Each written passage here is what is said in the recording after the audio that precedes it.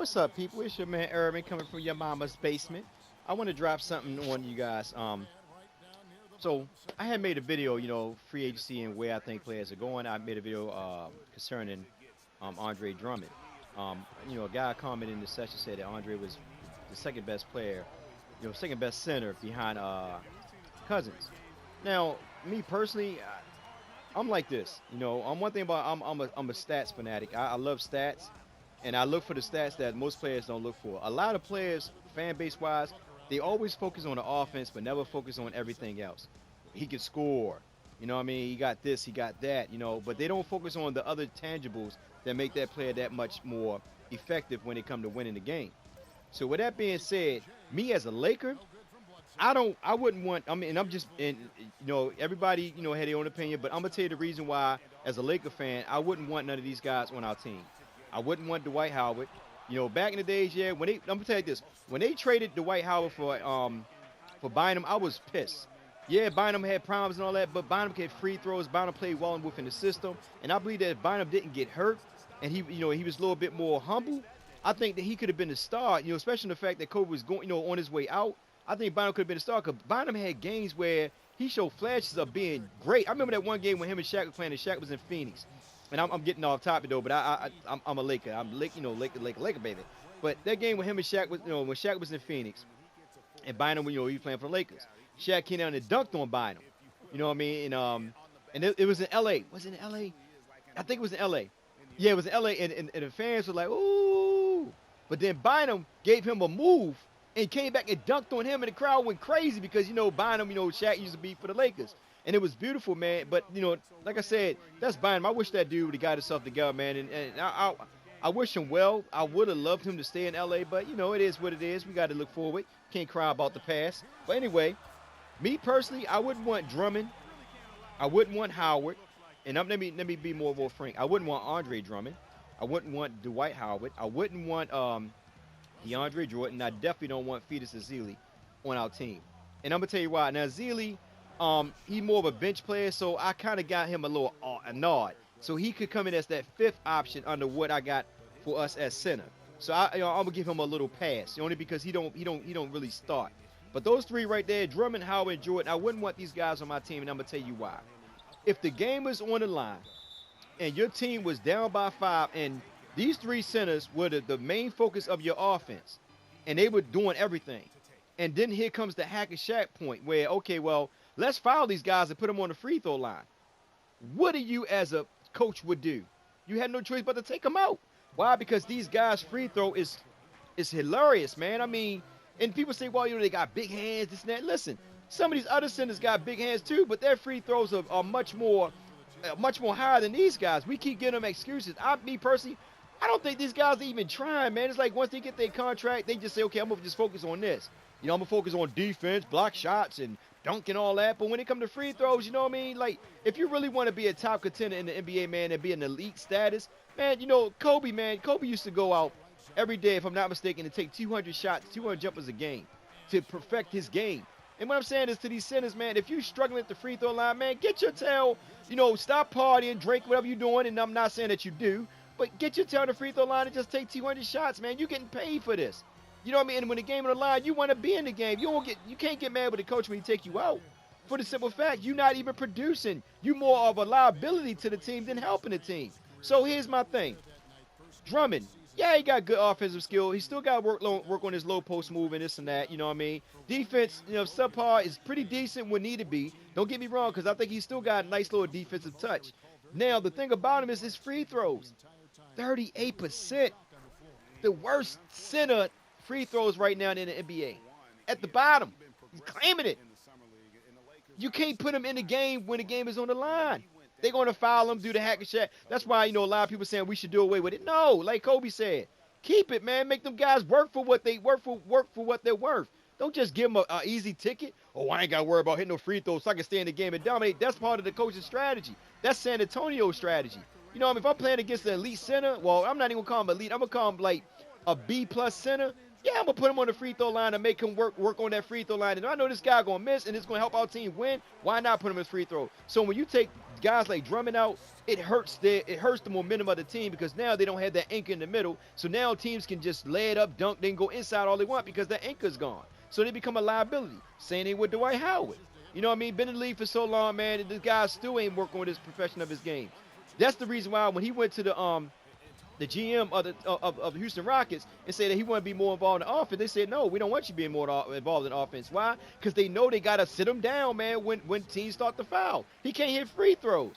You know what I mean? So you can't hit free throws. You're a liability to the team. That's why Houston, was struggling because a lot of times, a lot of people blame it on James Harden. But let's be real. You have to take Dwight Howard out the game when the game was on the line because why? He couldn't hit free throws. He's sitting on the bench a lot of time. When they make their runs and all that, a lot of time Dwight Howard's sitting on the bench because if it comes to time to hack a Shaq, you know what I mean? They foul him, put him on the line. He missed these free throws. It's embarrassing, man. Same thing with freaking DeAndre Jordan. Jordan. Same thing. The Clippers got to put him out. They got to put him on the bench. The only thing I can say that can work for all three of these guys, if the Clippers, most likely Jordan. Most likely Howard's not gonna be with Houston no more. But Detroit, wherever Howard go, and the Clippers, the only way it can work if they got to get a backup center who can hit free throws but still can play down the stretch when needed. See, and that's what hurts them because I'm paying you all this money to do what? Sit on the bench? I'm telling you, this is the reason why it's gonna be a while.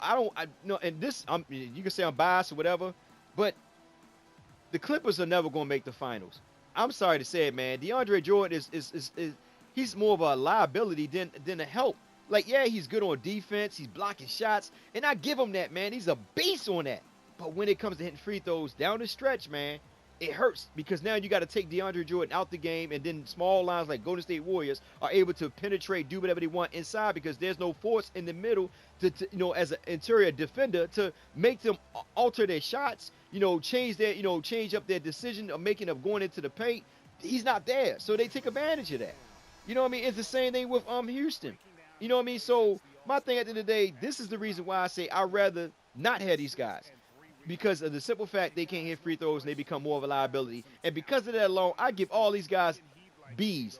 They're like B centers to me, man, because free throw is very important. If you notice Shaq, one thing about Phil, he never took Shaq out the game. He kept Shaq in the game, even if they was fouling Shaq. He said, listen, we're going to win with you on that court because I don't want you sitting on the bench. Why? Because he's part of the offense. You know what I mean? He's part of the interior defense and part of the offense. If I take Shaq out the game, this team will have a chance of winning. Shaq, you got to hit free throws. No problem. Shaq went in there. If you ever look at Shaq's statistics, and a lot of people don't pay attention to that, when the game was on the line, when it was in the playoff and finals and Shaq was put on the free throw, Shaq shot 70%, anywhere between 60 to 70% of his free throws. He was making free throws when it count. You know what I mean? Yeah, through the season, he sucked, but when the free throws count for the playoff, the final, Shaq knocked him down, and Phil did not take that man out the game. So when you take DeAndre Jordan, Howard, and Drummond out the game, it hurts the team. You know what I mean? So me personally, I get these guys. That's why I rank these guys B players because they're not all around players. You know what I mean? They can't hit free throws. Now for me, my main people that I will bring in, I will look at is Whiteside. You already know that. Cousins, Horford, and Noah.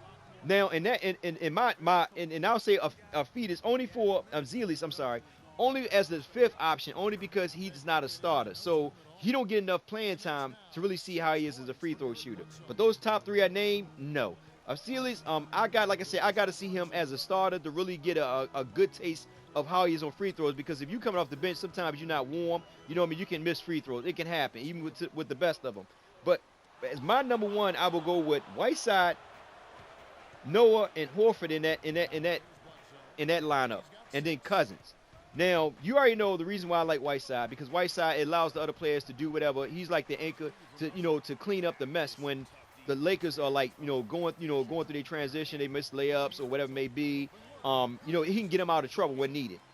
Horford is good at spacing, like my man Exilian said. He's good at spacing. You know what I mean? He can shoot outside, inside. I look at Horford more as a power forward because he's 6'10", 245. And like I said, going up against bigger bodies, he still can play big centers. But I just look at him as a power forward, you know what I mean? And he got more spacing. Now with Noah, you already know. I mean, Noah is a defensive anchor. And the dude can hit free throws, man. The dude can pass. I mean, the only thing that hurt Noah is that he's been injured the last couple years. You know what I mean? But I can see Noah will be like one of the guys that I will go after too. That's why I got Whiteside and Noah. Only because Whiteside is younger. He's on the rise, so it would be good for the Lakers because the Lakers are young, so is Whiteside, so all of it can grow together. You know what I mean? Like, I understand what some people say, well, we need leadership, this and that. If we keep Meta World Peace, that'd be a good leadership role for somebody, to come and help our guys out, to, keep them in order and stuff like that. Um, I don't like I said, these are the guys that I will take. I definitely would take Whiteside, Horford, Noah, and Cousins. The only no Cousins, yeah, he got an attitude problem, but a lot to do because he's on a stinking team. And I know in college he had attitude as well. But I think under the right leadership and the right helm, his whole demeanor would change. The only thing about him, like I said, is that it's just his attitude. Now, he's the best overall all-around player. You know what I mean? But Sacramento want too much for this dude, and I'm not willing to give up a whole ship, some bread, some cookies, a hot dog, my grandmother, and my cousin just for Cousins. That's too much. You leaving us for basically nothing. So that's why I tell guys, now I don't really want to go for Cousins because, Divock want too much. Divock ain't stupid. He's not going to give you give you Cousins just for 2 or 3 players. It's not going to happen. You know what I mean? So that's my take. And like I said, I'm going to break down to you. Now, Cousins is, out of all of them, Cousins is like the second best free throw shooter. All right? He's shooting 72%. Freaking Horford shooting 74%. Noah is shooting 71%. Noah shooting 71%. Now, the end of the 2015-16 season, remember, he was hurt. He shot 48%, but he was hurt coming off the bench. Now, Whiteside, his free throw is going up. He shot 65% to what he shot. I think the previous year he shot like 50-something%. So every year he's going up. So it's beautiful, man. Like I said today, you need a player that can knock down on free throws when it counts. Just because these guys look good on paper, block shots, rebounding, and all that, can score, but when it counts, when you need those free throws, they're not nowhere to be found. So I call them liability centers. At the end of the day, you can get mad with me all you want. You can be biased, and not pay attention to this, but I'm just being real.